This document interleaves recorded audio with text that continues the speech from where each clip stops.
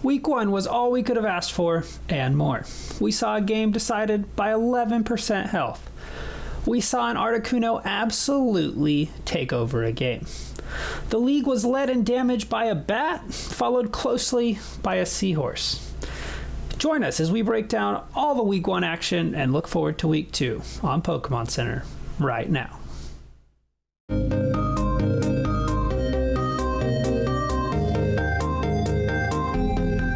Hello, everybody, and welcome to Week 2 of Pokemon Center, the weekly show dedicated to keeping you updated on everything happening in the GSPL. I'm your host, Bo, and I am joined tonight by not one, not two, but three team owners. I have Trevor, owner of the Montreal Mudkips. Hey, guys. I have Harrison, owner of the Miami Metagross. Hey, what's going on? And Justice, owner of the Sacramento Kingdras. What's up, guys? Hello. So the plan for tonight is we're going to talk about just kind of a game of the week for each of us, just like any of the games stand out to you, why.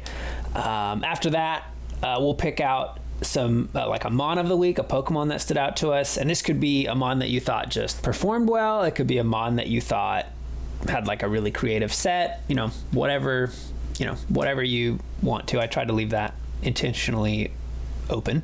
And then we will talk about some of the upcoming games. How do we think each of the teams match up, and how, what Pokemon do we expect to perform well in them? And then lastly, we're going to play a game I like to call It's Only Week 1, but, and you could talk about a hot take, an observation you've made, just a prediction you have, whatever it is, however you want to tackle that is up to you. And then that'll be it. We'll sign off and let you guys go on your way. Sound good? Sounds great. All right. Yeah, let's jump into it. Game of the week. Any of the games stand out to you guys? I don't want to be biased here, but I think mine and Austin's was probably my favorite of the four. Yeah. Yeah, purely just because it was a really good matchup. It was really close there at the end. Yep, 11% was the difference. Yeah, 11%. Yeah, and it was very swingy. Oh, go ahead, Justice. Yeah. Oh no, I was just saying that was a really good match. Yeah, definitely just one I think that we had for Week 1. Oh, for sure. Very. Yeah, and like there were just multiple times where I thought like, oh, now the Thunders are going to win. Oh, nope, now the Mudkips are going to win. It just felt like the pendulum was swinging back and forth in that game. I was really encouraged by the game between the Golden State Wartortles and the Baltimore Bidoofs. You were encouraged? Okay. I was encouraged by it. I thought seeing two rookies who don't have a lot of experience playing competitive Pokemon in a draft league setting especially, seeing them go out and field two really solid teams and make some good plays.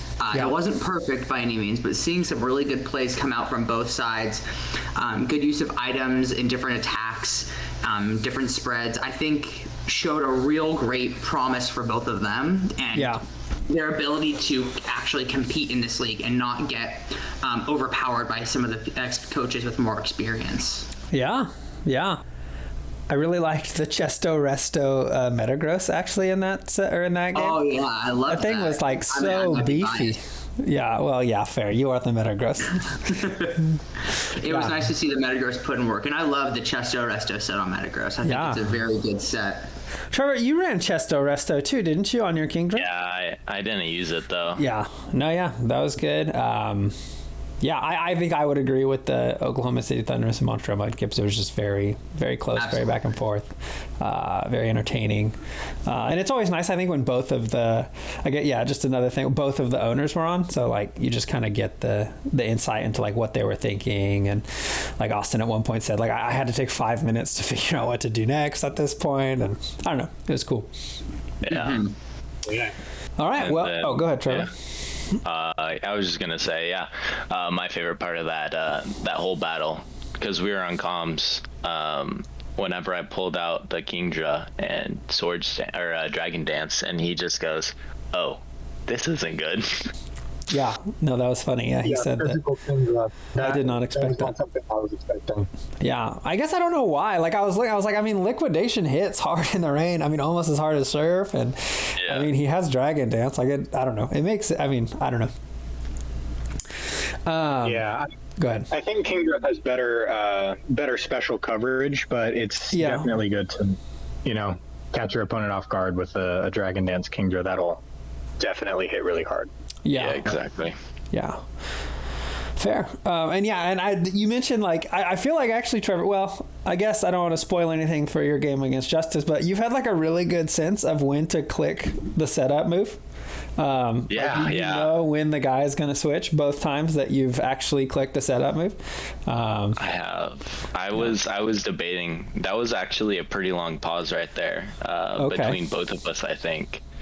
I clicked on it. I clicked off of it like 2 or 3 times. Okay. Yeah. Well, it's worked out so far. Yeah. Yeah. Anything else on the games before we move on to the Pokemon? Individual Pokemon?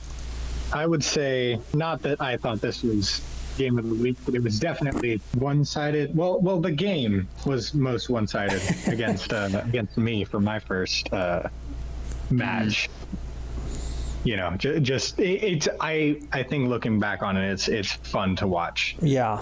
Kind of a trail of misfortune, but at the very least, it's worth a watch just because I don't know. I don't know. Like I almost want to like sit down and calculate the odds of like all of those things happening. I don't know how you even would, but it definitely feels like, just what happened in that game seems like unlikely to happen. Like just the amount of variance that came against you.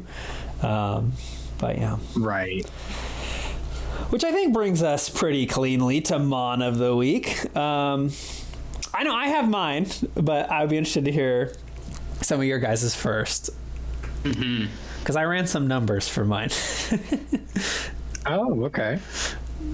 I would say the Mon of the Week for me was probably Noivern. Okay. Just because I really didn't to put in nearly as much work as it did for the Metagross against the Monfernos, right? Yeah, the Monfernos, yep. Right. Taking out Dragonite in the first turn, and then I think it killed throughout the course of that game. I think it KO'd 4 of the opposing team's Pokemon. 3. It was 3. I can actually check for you right here. It had 3 kills and had a lot of damage. Yes, it had 3 kills. Yeah. Yep. Yeah. Second most damage, or first most damage. Yeah. Also, it did stay alive a lot longer than it was supposed to. It did. It just kept living. Oh yeah. Yeah, I also have a little bit of partiality to Noivern, and I would have probably grabbed it if Harrison hadn't. Okay. But I think Noivern did an incredible job this weekend. Yeah, I think so. I mean, if you lead the league in damage, you must have done something right. So he did his job. Who else? My Pokemon of the week was Articuno from the Washington Pokemon team. Sorry, Justice. No, that may come up again. That Articuno tanked a Thunderbolt and a Draco from Dragapult. Went on to freeze Dragapult and Swampert. Hit 2 raw Hurricanes and confused the Lantern. The Lantern hit itself 3 times, and then they KO'd it with a freeze dry. It was just insane, the sequence of events that Articuno went through. Yeah, that was also mine, so I guess I'll jump in here. But I feel like it just like played way above its pay grade. Absolutely. Just like, it was a tier 4 Mon and like dominated the match. It actually came third in damage dealt and fourth in damage taken. That's the only Pokemon that can even come close to saying that. It's actually top 10% in both categories. We have 48 Mons per week. It came in third and fourth. It hit back-to-back freezes, had 2 kills, didn't die. You mentioned it took a Thunderbolt and a Draco. It lived at 3%, ended up at one point healing all the way back up to 100%. It just, I don't know, it was so bulky, and it just those freezes. I mean, I just don't think there's another Pokemon that like contributed more like percentage points towards a win than Articuno did. I absolutely agree. Yeah, and I don't know, it's a tier 4, so I think it just deserves a bump. I was also gonna say both of those. Okay, but I'll throw another one out there for you. Does it happens rhyme? to be on my team? I was gonna say, does it rhyme with Wingdra? No, Pelipper. Oh, okay. Pelipper, number 1 damage taken. Yeah. And clutch the 1v1. Yeah, and hit back-to-back raw hurricanes. Raw hurricanes. Yeah. Speaking of see, and it's crazy, like that shows, because you got the hurricane and only got one hit, I think. One hit himself in confusion hit in 6 turns, and so Lancern hit himself 3 times in a row. I could not believe what I was witnessing. Unfortunate. Yeah. I do want to throw one more out. Yeah. Even though they ended up losing, the Oklahoma City Thunder's Porygon Z. Yeah. That thing was Oko, the Tapu Koko, switched in, tanked an Outrage from the Kingdra and killed with Tri-Attack. I know, I could not believe. It had 3 kills on the game. Yeah. That Porygon Z put in work. It did. For sure. Porygon Z was crazy.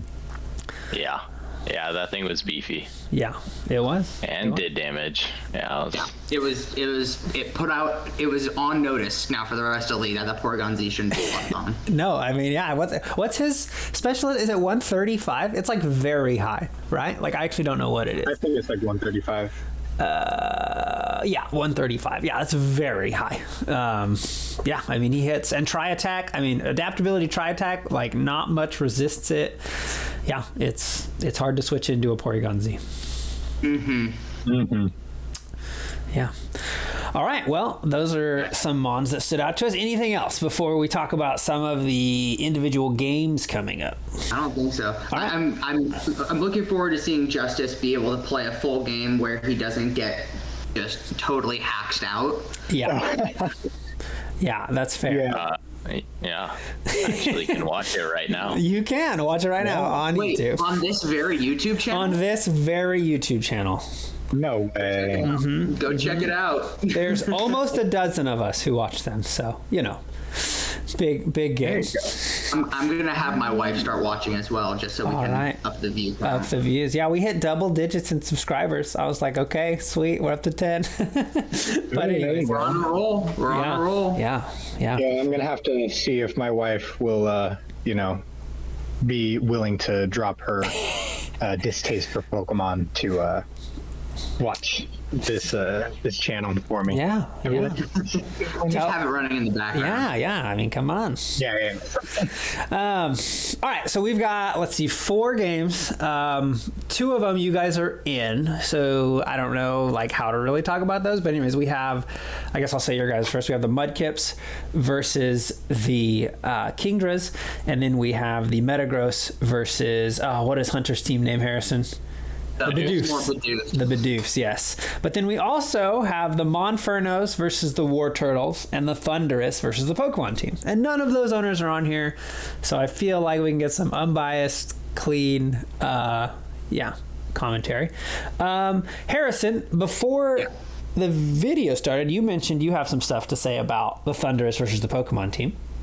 I do. So I think that this is going to be a really good matchup. Okay. And I think it's really going to show, was the Washington Pokemon team's win last week purely luck? Yeah.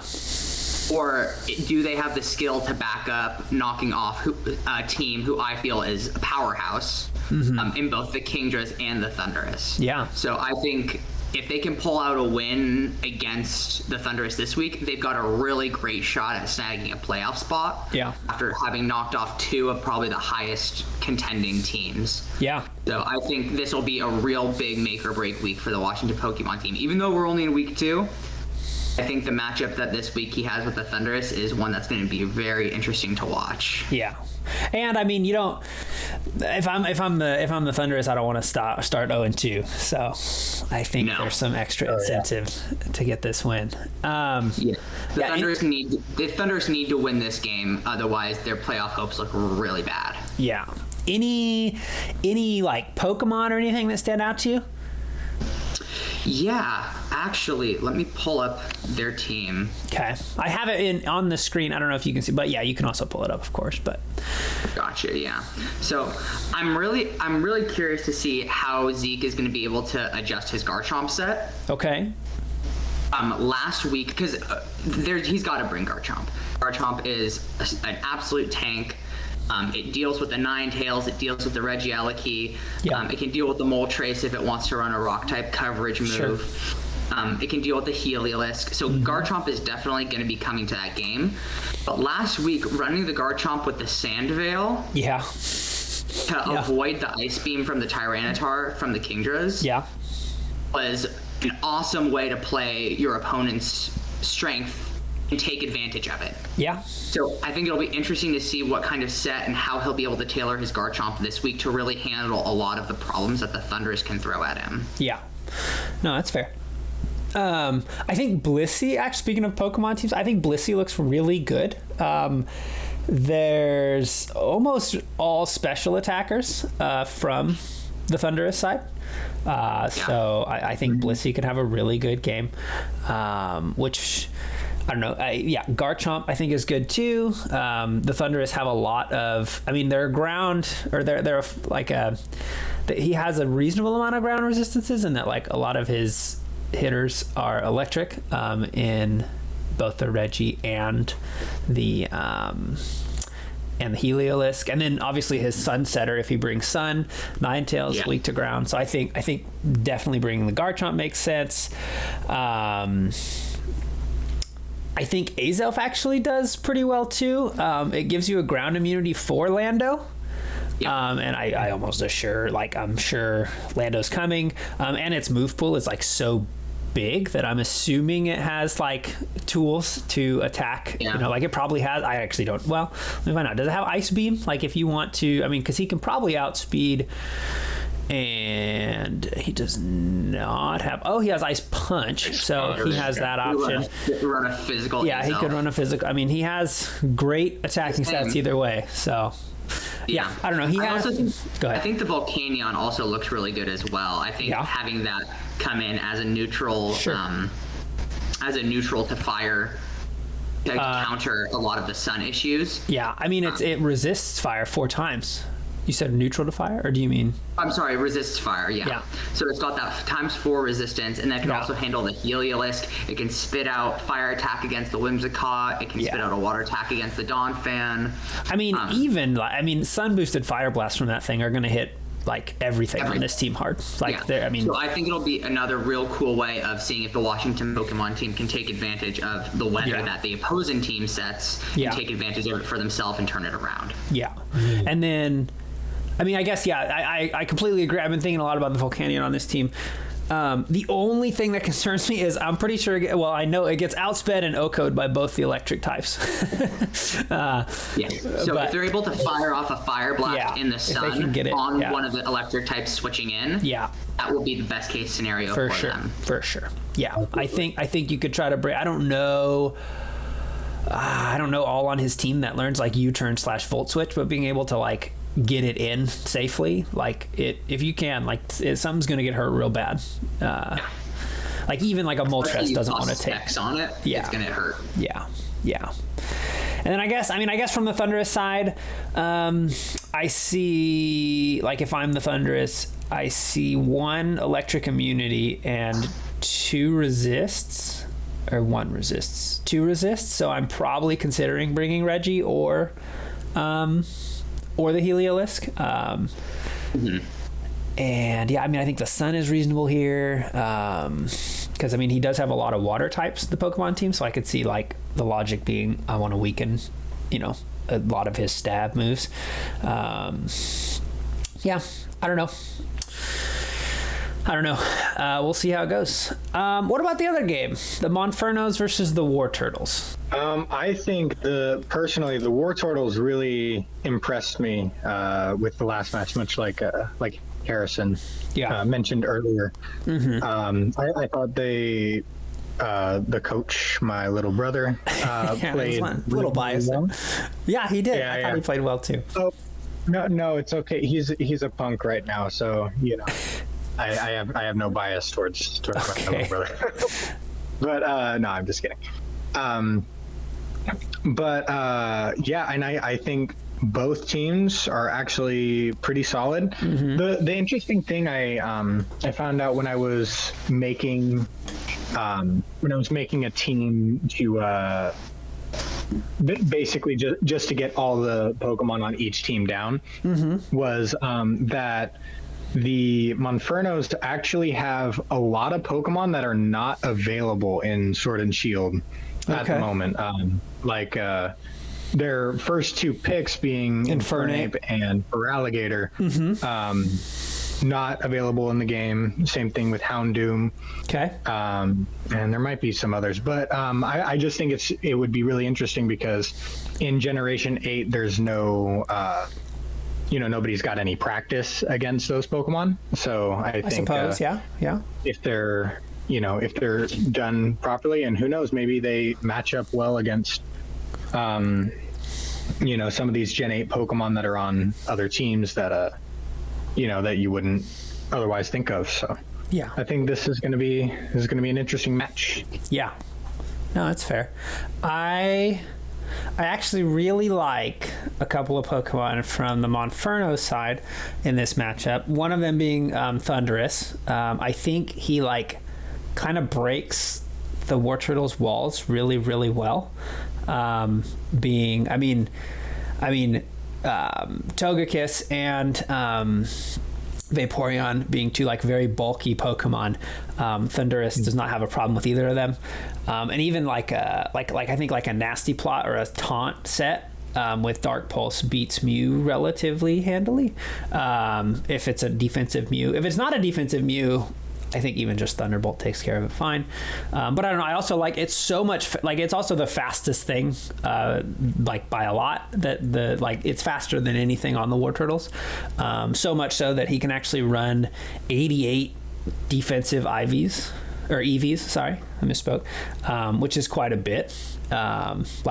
That's actually the difference between him living if he put 88 HP EVs, that allows him to guarantee live a Stone Edge from Crocodile of Jolly Max attack. Wow. Yeah, whereas anything less than that he can't. So again, I think if he EVs it right and I think builds some kind of interesting wall breaker set, I think Thundurus could have a big game. And then I think the same actually for Infernape. Again, outspeeds his entire team, and nothing on the War Turtles resists both of his stabs. There's just not a single Mon that does. So I think it could be a revenge killer. I think he can run U-turn and U-turn out on anything that threatens him. And I don't know. I just think Infernape could have a big game. And then the only things that really I think that could be a problem for those two Pokemon are the dragons. I think actually give them some problems, the Flygon and the Haxorus. But again, he has a Frostlass that naturally outspeeds both of them and can do significant chunks to either of them. And I think all three of those together could open the way for Dragonite to just come in at the end, click Dragon Dance, and win. I don't know if that's how it's going to play out, but I just think that I actually really like some of the Monferno's tools here, fighting up against the War Turtles. Yeah, definitely. Yeah. All right. Well, let's jump into our last thing. Our last topic, I guess I should say. It's only week 1, but so who would like to get us started? So I know it's only week 1, but I think we have already seen the championship game. Okay. I think it's not the one I think you guys are thinking of. I don't think that the championship game is the Mudkips versus the Thunderous. Yeah. I think the championship game is going to come down to the Kingdras and the Washington Pokemon team. Okay. Yeah. I think that the Kingdras with Justice have a really smart and real calculated head coach and a really solid team. Not the greatest team, but I think a solid team with a lot of really good pieces. Okay. And I think Zeke is a real smart just person. Okay. Even though he doesn't have a lot of experience playing Pokemon, I think he's going to pick it up very fast. Okay. Having already picked up a win against the Kingdras, puts him in a real good spot to position himself to get into the playoffs. He's got one of, if not the best teams in the league. Yeah, I think I think those two are going to come down to the championship. Now, who will win? I don't know. I think the Washington Pokemon team got real lucky the first time around with haxing out the Kingdras. Yeah. But I don't think that they won purely based off that. I think they won because they have a really good team and a good plan. So I think that is going to be the rematch that we'll see in the championship game. Okay, interesting. Yeah, that's a very bold take. Cool, I'm into it. Yeah, I guess we'll see if Zeke can get it done. And Justice. Anyone else? I think, it's only week 1, but I think no familial bias here, but I think the War Turtles had a really, really strong showing, especially from what I know of my brother and not being completely super experienced with Pokemon. I was having a lot of conversations with him leading up to this game in preparation for his next game. And he seems like he's taking it really seriously. He's doing a lot of calculations, a lot of practice games. And I think he played really well the first week, and I'm excited to see kind of where it goes, where it goes for the rest of the season. Yeah, no, yeah, he's definitely been playing a lot. I think in the video he said he played 10 hours, I believe, just of his team. So yeah, playing a lot, and yeah, he started strong. So, and what, he had a 4.0? I believe it was a 4.0. So yeah, I believe so. I guess that was tied for the highest differential in week 1. So yeah, he started off strong. What about you, Trev?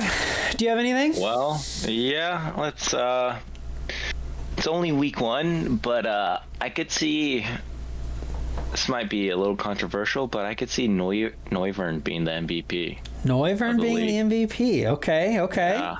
Well, just like why? Like, do you have any reasons or? Honestly, I think he slept on a little bit, and seeing him come out in that week 1 game, getting 3 kills, most damage in the league too. Yeah. I think he has a shot. He has a good shot. All right. Yeah. I think right now, I don't know what the votes would be after week 1, but I'm sure some people would vote for Noivern. Just look at the highest damage and got 3 kills. Yeah, I could definitely see it. All right. Mine, it's only week 1, but I think the tier 1 Mons are underperforming. Okay.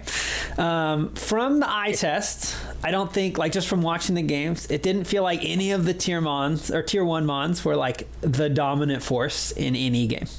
It felt like, I think Excadrill could have done more if it was asked to do more and came out earlier. But it wasn't. It came out, it got 2 kills, and I'm not saying they weren't important or good kills, but it just felt like, I don't know, it just kind of did its job. And then I think Tyranitar could have swept the entire Washington Pokemon team. He's the other tier 1 mon that I think was close to being a true dominant tier 1 mon force. But again, he missed that ice beam and he died to an earthquake, unfortunately. Yeah, and then I guess to back up this claim with a little bit of stats, Dragapult was actually the only tier 1 to crack the top 5 in damage dealt, and he came in at 5th. And the highest in damage taken was the Thunderous, and they were tied for 8th place in damage taken.